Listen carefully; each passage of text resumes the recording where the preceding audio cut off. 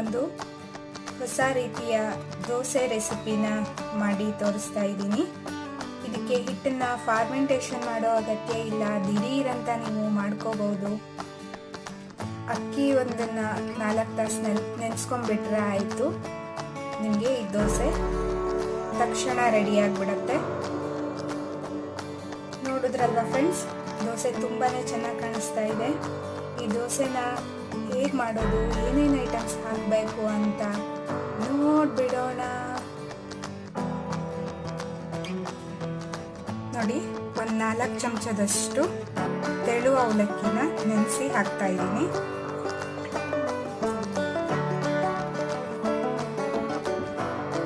ಮತ್ತೆ ಒಂದು 3 ಬಾಳೆಹಣ್ಣನ್ನ ಹೆಚ್ಕೊಂಡು ಹಾಕ್ತಾ ಇದ್ದೀನಿ. ನೆಕ್ಸ್ಟು 2 ಕಪ್ ಅಕ್ಕಿನ ನೆನೆಸಿಟ್ಟು, ಅಂದರೆ 4 ಅವರ್ ನೆನೆಸಿಟ್ಟಿರೋದನ್ನ ಹಾಕ್ತಾ ಇದ್ದೀನಿ. 1 ಚಮಚ ಬೆಲ್ಲ ಹಾಕ್ತಾ ಇದ್ದೀನಿ. ನೋಡಿ ಫ್ರೆಂಡ್ಸ್, ಇವೆಲ್ಲವನ್ನು ಒಂದ್ಸಲ ಮಿಕ್ಸಿಗೆ ಹಾಕಿಬಿಟ್ಟು ಮಾಮೂಲಿ ದೋಸೆ ಹಿಟ್ಟಿರುತ್ತಲ್ಲ ಆ ಹದಕ್ಕೆ ರುಬ್ಕೋಬೇಕು. ಇವಾಗ ನಾನು ಮಿಕ್ಸಿಗೆ ಹಾಕಿ ರುಬ್ಕೋತಾ ಇದ್ದೀನಿ. ನೋಡಿ ಫ್ರೆಂಡ್ಸ್, ಮಿಕ್ಸಿಗೆ ಹಾಕಿರೋದನ್ನ ನೋಡಿ ನಾನು ಇದಕ್ಕೆ ಹಾಕ್ತಾ ಇದ್ದೀನಿ.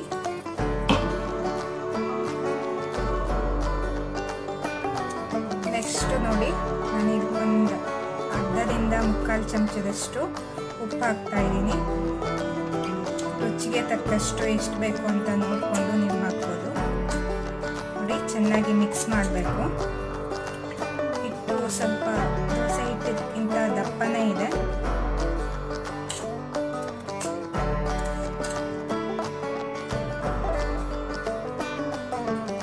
ಅದಕ್ಕೋಸ್ಕರ ನಾನು ಸ್ವಲ್ಪ ನೀರು ಹಾಕ್ತಾ ಇದ್ದೀನಿ.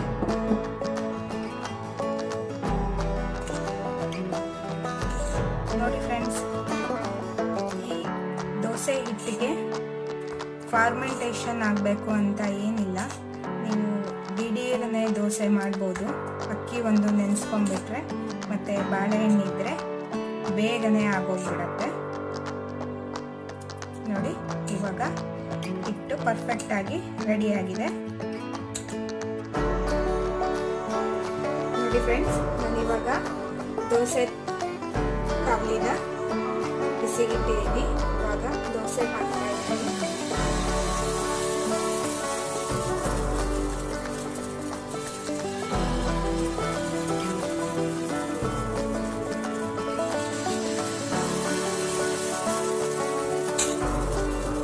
ಮೇಲ್ಗಡೆ ತುಪ್ಪ ಹಾಕ್ತಾ ಇದ್ದೀನಿ ಫ್ರೆಂಡ್ಸ್.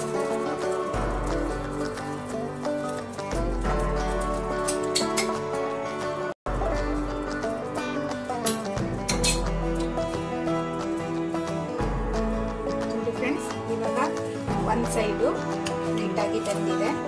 ನಾನು ಮತ್ತೊಂದು ಸೈಡ್ಗೆ ಹಾಕ್ತಾ ಇದ್ದೀನಿ.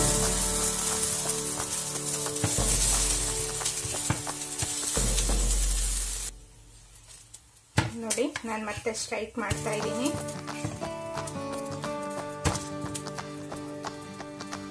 ನೀಟಾಗಿ ಬೆಂದಿದೆ.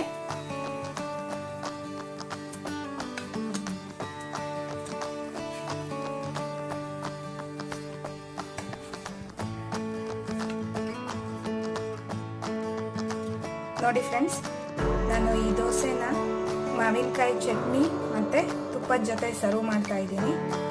ನಿಮಗೆ ಕಾಯಿ ಚಟ್ನಿ ಇಷ್ಟ ಆಗುತ್ತೆ ಅಂತ ಅಂದರೆ ಕಾಯಿ ಚಟ್ನಿ ಮಾಡ್ಕೋಬಹುದು. ನೋಡಿದ್ರಲ್ಲ ಫ್ರೆಂಡ್ಸ್, ಫಾರ್ಮೆಂಟೇಷನ್ ಮಾಡದೆ ದೋಸೆ ಹಿಟ್ಟನ್ನು ಹೇಗೆ ದಿಢೀರಂತ ಮಾಡಿಕೊಂಡು ರುಚಿಯಾದ ದೋಸೆನ ಮಾಡಿಕೊಂಡು ತಿನ್ಬೋದು ಅಂತ. ನಿಮಗೂ ಎಲ್ಲ ಈ ವಿಡಿಯೋ ಇಷ್ಟ ಆಗಿದೆ ಅಂತ ಅನ್ಕೋತಾ ಇದ್ದೀನಿ. ಈ ವಿಡಿಯೋನ ನೋಡಿ ಹಾಗೆ ಹೋಗಬೇಡಿ, ಲೈಕ್ ಮಾಡೋದಕ್ಕೆ ಮರಿಬೇಡಿ, ಹಾಗೂ ನಿಮ್ಮ ಅನಿಸಿಕೆಯನ್ನು ಕಮೆಂಟ್ ಸೆಕ್ಷನ್ನಲ್ಲಿ ತಿಳಿಸಿ. ಮತ್ತು ನಿಮ್ಮ ಫ್ರೆಂಡ್ಸ್ಗಳಿಗೂ ಈ ವಿಡಿಯೋನ ಶೇರ್ ಮಾಡಿ. ಹಾಗೂ ಮತ್ತೆ ಮುಂದಿನ ಒಂದು ಹೊಸ ವಿಡಿಯೋದೊಂದಿಗೆ ಭೇಟಿಯಾಗೋಣ. Until then, take care. Bye bye. Thank you for watching.